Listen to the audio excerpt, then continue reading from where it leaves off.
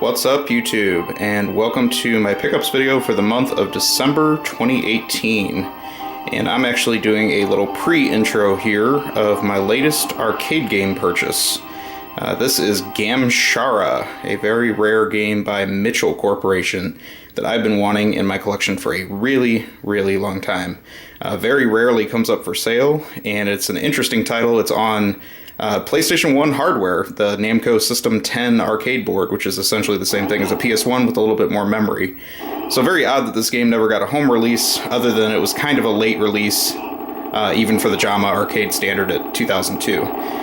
It's a gallery shooter, so if you've played things like Cabal, you'd be very familiar with this.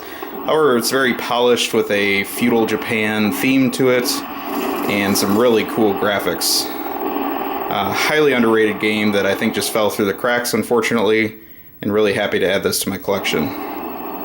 So just giving you a little bit of a view here of the gameplay, and then we'll continue on with the rest of this month's pickups, which were all console releases.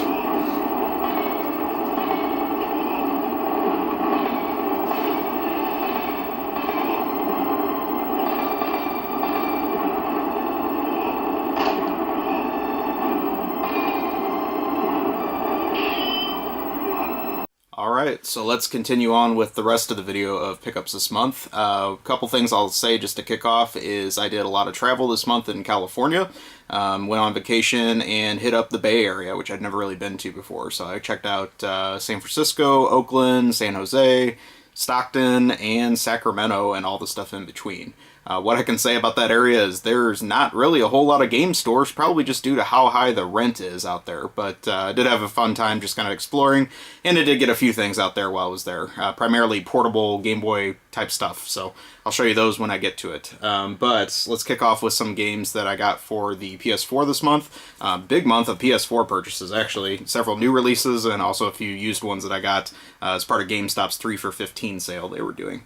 So the very first one I got is one that is still sealed. I just got it in the mail while I was on my trip, and this is the new release of Monster Boy, which is related to the Wonder Boy series. I believe the original director had some part in this, and it is hand-drawn 2D action RPG like the classic games in the series.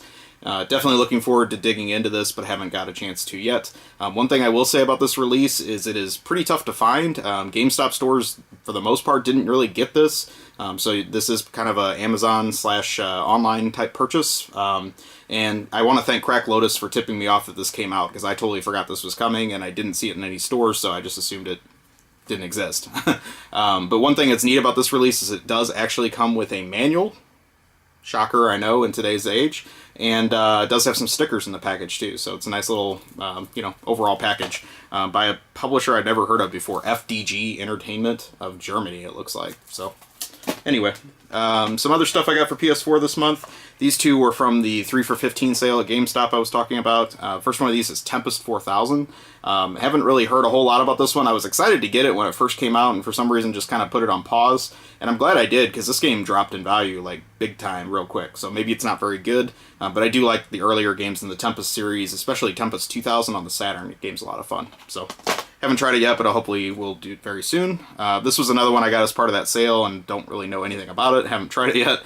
This is Claydon Returns. This is Sengoku. Just overall got attracted to the package by the old school graphics on it, and apparently it's an old style action RPG, I believe.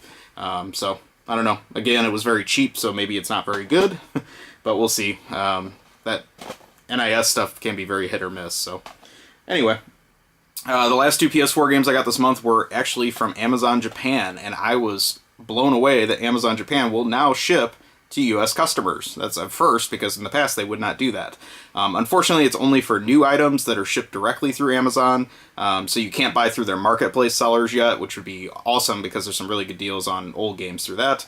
But, however, they did have a very good deal on these new releases that I got for the PS4. I was really pleased with the whole experience. I'm not at all an Amazon supporter. I rarely ever buy stuff from Amazon US. But I will buy from their Japanese site, because these prices blow away your typical import shops. So I'm sure that's part of their game, is to take some of that business, and it worked, because I got some good prices on these. So anyways, First one of these is one I was anticipating quite a bit. This is the Capcom Belt Action Collection, which is a set of 7 beat-em-ups that is fully in English and Japanese on the disc. You can play the American versions of the games or the Japanese versions of the games. Also, the online support appears to work as well with US servers, so there's really no reason not to buy this from Japan because we're not getting a physical version of this in the US. It's download only here. So this is a fantastic collection. Played fully through Final Fight and have been exploring a couple of the games on here that I wasn't familiar with, like Power Gear and Battle Circuit. Had never played those two before. But there's some other good stuff on here. King of Dragons, Knights of the Round, Captain Commando, and Tenchi-o Kurao, which is apparently another great medieval China-style beat-em-up, which I've always looked forward to playing too. So highly recommend this, and it's also a very low-priced release. It's not full price by any means, so get this game, is what I'm saying. There's no reason not to. Next up, the other thing I got from Amazon Japan is the newest Ketsui pack, Ketsui Destiny, I believe is how it's said. This is an enhanced version of the classic cave shoot-'em-up from the arcades, and this is a game that I've put off buying the PS3 import for years, and also the DS import for years, and thankfully I waited because this apparently is the ultimate version of it, so very happy to get this. This is part of the M2 Shot Trigger series, which is porting a lot of classic shooters to the PS4 in Japan, and I'm really hoping there will be more physical versions like this that I can pick up, because some of them right now are still digital only. So anyway, very much looking forward to playing this. The other thing that was neat about that release is Amazon again had a good price on it, and it came with an art book, which was, thin but had some nice illustrations of the game art and things like that inside of it. So nice little bonus that I wasn't even expecting when I ordered it. But anyway, very, very good experience overall with the imports. And then the other thing, sorry, I keep talking about this Amazon experience, but I got those games like the day after they released on Japan's store shelves, and I believe that it only took 2 days to ship to me, and it was free shipping. So, and I'm not a Prime member or anything. Again, I was kind of blown away by the experience. Okay, enough about that. I'm going to move on to PS Vita stuff. So, if you watched my last video, I'm very late to the game, but I did finally get a PS Vita system, and I've been checking out all the games I can over the last month that I want to pick up. Some of these I got intentionally that I was looking for. Some of these I got as just part of that cheap GameStop sale because it really just made sense just to grab them because they were so cheap. So let's show you these. So the first one of these I got is Virtua Tennis 4 World Tour. This is one of my guilty pleasure series. I'm not really a big sports game player, but these tennis games by Sega's Hitmaker developer are fantastic. I've always loved this series. I used to play the Naomi arcade version of the first one at this little putt-putt place that's near my house, and that's what really got me hooked on the series, even long before they came to the Dreamcast. So very, very fun series. I played this a lot on the plane on the way out to California, and it has some nice exclusive features that are only on the Vita version that the Wii and PS4 versions don't have, such as like some tilt control mini games and things like that. So highly recommend this, and for some reason it seems to be one of the rarer Vita games. This is very difficult to find, so I tracked it down at a local GameStop, but it was the only one in town, so nice to get that one. Another one I got that I don't know anything about is PlayStation All-Stars Battle Royale. I'm assuming this is like Sony's version of Smash Brothers with some of their characters, which aren't really that notable. Probably the only one I care about on here is Parappa. Yeah, I would say that's pretty accurate looking at the characters on the cover. So I'm not really expecting much from this, but it was extremely cheap, so we'll see how that is. Another one I got that was part of that cheap sale is Arcana Heart 3 Love Max, which I believe I have on the PS3 already. It's a fighting game. Again, don't really know much about it, but it was cheap. Haven't played it yet. Another one I got is Wipeout 2048. This one I actually was looking for. Heard good things about it, and I like some of the classic Wipeout games. This one is a system exclusive, so I thought it was definitely worth grabbing, and hoping to play that very soon. Another game I found at a GameStop that was a little more expensive, and apparently is one of the most expensive games on the Vita, and I don't really know why, is Mary Skelter Nightmares. Again, have not played this yet. I believe it's like a dungeon RPG, and this one is very pricey, so I actually got a decent price on it comparatively, but very difficult game to find, I guess, for Vita. Last thing I got for the Vita was 2 copies of MLB 12 The Show. This is literally the cheapest game in GameStop's system for the Vita. It is 99 cents, and while I like baseball, this isn't even the best one of the series because it's one of the older ones. The reason I grabbed these is because I believe Vita cases are going to be hard to find in the future since they are proprietary to the system. So essentially I'm buying these just for the cases, and I'm going to hang on to those until maybe later when I might need those. So anyway, that's all the Sony stuff I got this month. Like I said, it was quite a bit. Let's move on to some other systems I got games for. First one of these is a complete copy of Super Hang-On for the Sega Genesis. This is one of those early black box Genesis releases that I just never had in my collection, and found a cheap copy on eBay and just decided to go for it. So very nice condition with the hang tab, and decided just to go ahead and grab that. I like it in those early black box releases for the Genesis. Another game I got for another Sega title I got is Spike Out Battle Street for the original Xbox.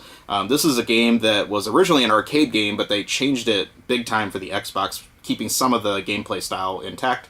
So it's really like an exclusive, but it was based on an arcade game from like 7 years before. It's kind of an odd little setup. This game was known to have like a very small print run for the Xbox, so I think people are now on to that. It's starting to go up in price. I've actually had a sealed copy of this that I bought when Circuit City went out of business a long time ago.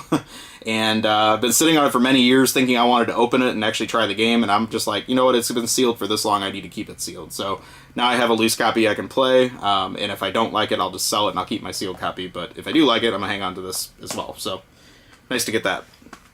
One other thing I got from Japan this month was from eBay, and this was a PC Engine CD title that I've been wanting for a really long time. Just for some reason, been putting it off and decided to just bite the bullet and get it. So this is Spriggan, the arcade shooter, console shooter by Compile.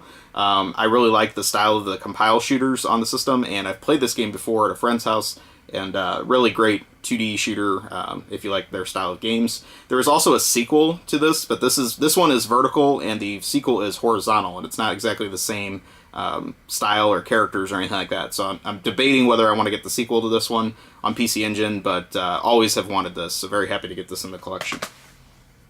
Let's move on to some other systems that I got games for. So the first one of these is for the NES.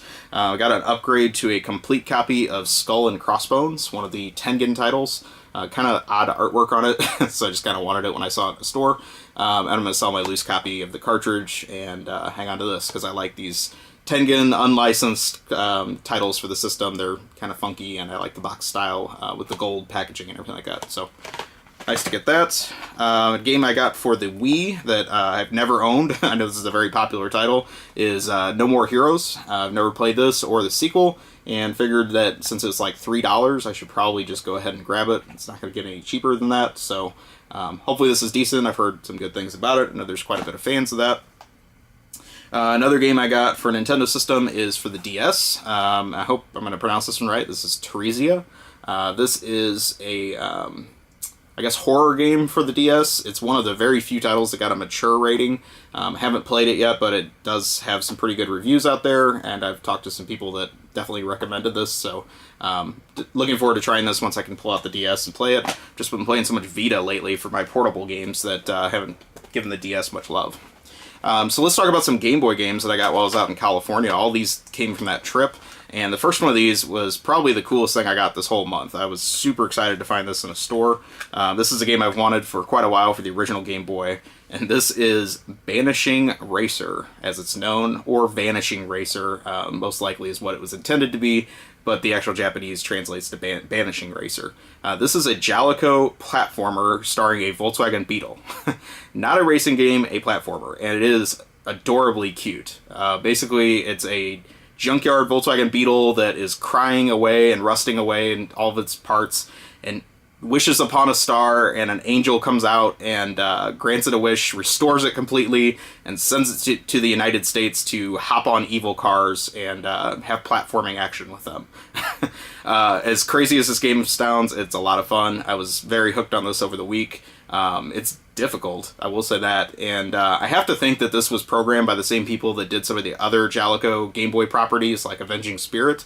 It has a similar graphical style to that game, and just really highly recommended game. I know this one flew under the radar for years and years, and somebody probably made a video about it or whatever that said it was a hidden gem, and I agree with that. However, it's now much more expensive than it used to be, but in California I found it for about a third of its going price online, so very excited to get this at a store. I don't really think they knew what they had. It was just with another rack of Game Boy imports, so very cool game, and highly recommended if you like unusual Japanese games for the Game Boy that we didn't get here. The other two things I got for the Game Boy were complete in box upgrades for some games that I found out there as well. First one of these is The Amazing Spider-Man by LJN. This game is not very good, as is most LJN titles. However, the box art's pretty cool, and I thought it'd be neat to have it complete. So just adding that to the collection. And then the other one I got, I was also totally sold on the box art. This is Jeep Jamboree. I've had the cartridge of this for a while. It's not a great game, but the box art on this is awesome. And I'd never seen it complete before, so just decided to grab it. It kind of looks like a classic Jeep advertisement, so definitely like that with my car collection type thing. So that's all the games I got this month. Let me show you a few other random things I picked up.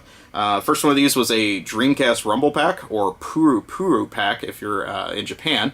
I have maybe one of these already, but I have like an unlicensed one, and this was like $1. So you don't really see these anymore. I don't know really why they've dried up, but decided I should probably get it. And I like having these. The Dreamcast Rumble Pack was kind of a weird device in a way, because it's like the N64 in that you had to buy it separately and snap it into the controller. However, it does not run on batteries like the N64 one. This one is powered by the system.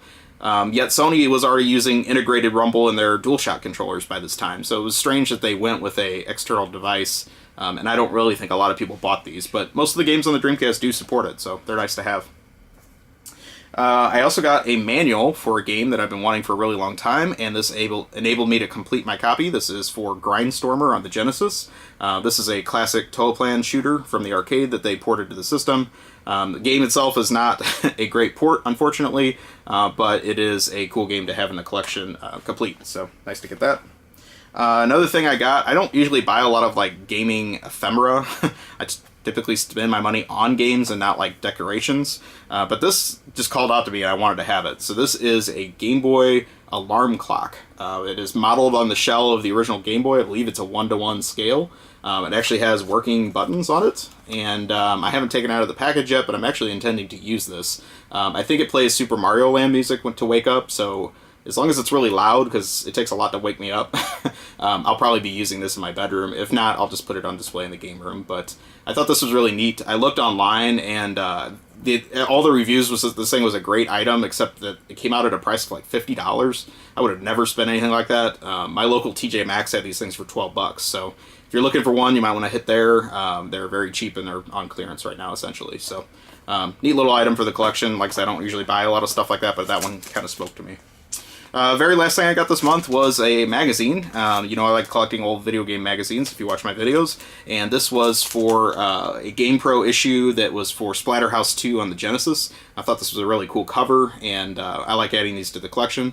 Went ahead and read this magazine. I mean, didn't really have anything that exciting in it, but definitely thought the cover was neat, so happy to get another one of these in my collection. But anyway, that's about it. Thank you for watching this video.